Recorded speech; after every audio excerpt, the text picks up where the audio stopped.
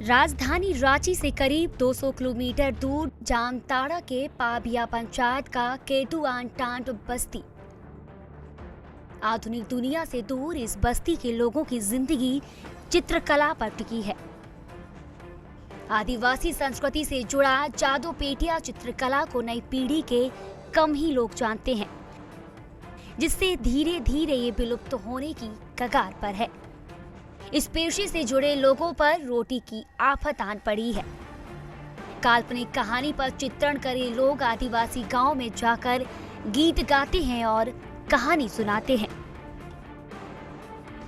हम लोग चित्रकार हम लोग बना के खाते हैं। जहीं जाते हैं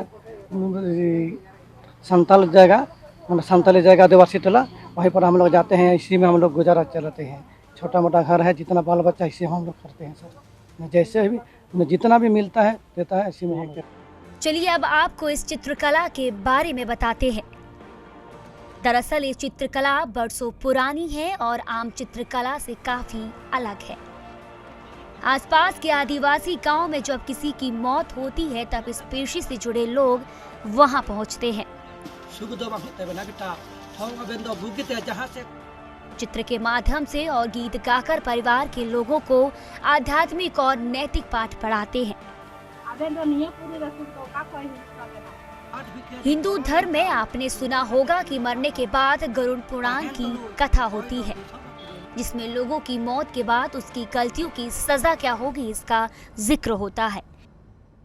ठीक उसी तरह इस चित्रकला से जुड़े लोग परिवार के लोगों को ये बताते हैं कि मरने वाले को यमराज किस तरह की सजा देगा।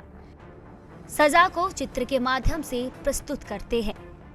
इसके एवज में उन्हें कुछ रुपए, बर्तन और अनाज दिया जाता है। चित्रकार दशरथ बताते हैं कि इस पेशे से 3 घरों के 20 से 25 लोग जुड़े हुए हैं। ये परंपरा तो पहले से चल रहा है सर, पहले से चल रहा है। मैंने इतने से हम लोग सब कुछ कर रहे हैं। मेरा घर में लगभग होगा कितना 3 घर है यहाँ पर। 3 घर, हाँ ही ऐसी है पैसा हम लोग का। और कुछ काम धंधा नहीं है, खेती बाड़ी भी नहीं। इस कला से जुड़े परिवारों की हालत दयनीय है। किसी तरह परंपरा को जीवित रखे हुए हैं। इससे जुड़े लोगों का कहना है कि रोजगार का कोई दूसरा साधन नहीं है। सरकारी सुविधाओं से भी महरूम हैं। आज भी मिट्टी के घर में गुजर बसर कर रहे हैं। ये चित्रकला ही हम लोग का एक साधन है। इसी से हम लोग का रोजी रोजगार चलता है। यही खाते हैं, इसी से हम लोग का सब कुछ होता है। और हम लोग का अभी तक सरकार से कुछ लाभ मिला नहीं है और ना अभी तक कुछ। वही हम लोग का टूटा फूटा घर है, इसी में रहते हैं। यही हम लोग का साधन है और यही हम लोग का चित्रकला ही एक साधन है जो हम लोग इसी से हम लोग का रोजी रोजगार चलता है। बाद बाकी कुछ नहीं हम लोग का।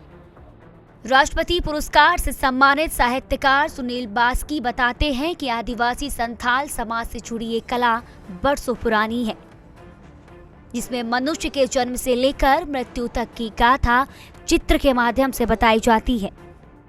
लेकिन नई पीढ़ी के लोगों को इस बारे में जानकारी नहीं है और धीरे धीरे ये लुप्त होती जा रही है। अगर हम एक लाइन में बोले तो जादूपेटिया संथाल समुदाय या आदिवासी समुदाय का एक नैतिक शिक्षक है और उसके साथ धार्मिक शिक्षक के रूप में भी वो विद्यमान है। और आज तक आदिकाल से ये चलते हुए आज तक आया है और इनको समाज को एक सूत्र में बांधने का, नैतिक शिक्षा देने का और साथ में धार्मिक शिक्षा देने का भी ये काम करते आ रहा है। लोगों को फिर से उस पर अपना चिंतन मनन करने के लिए और उसको समाज में उसी रूप में फिर दिखना चाहते हैं जिस रूप में पहले। लुप्त होती इस कला को नई पीढ़ी को बताने की जरूरत है। इससे आदिकाल से चली आ रही ये संस्कृति भी बची रहेगी और इस पेशे से जुड़े लोगों को भी लाभ होगा। संजय तिवारी, ईटीवी भारत, जामताड़ा।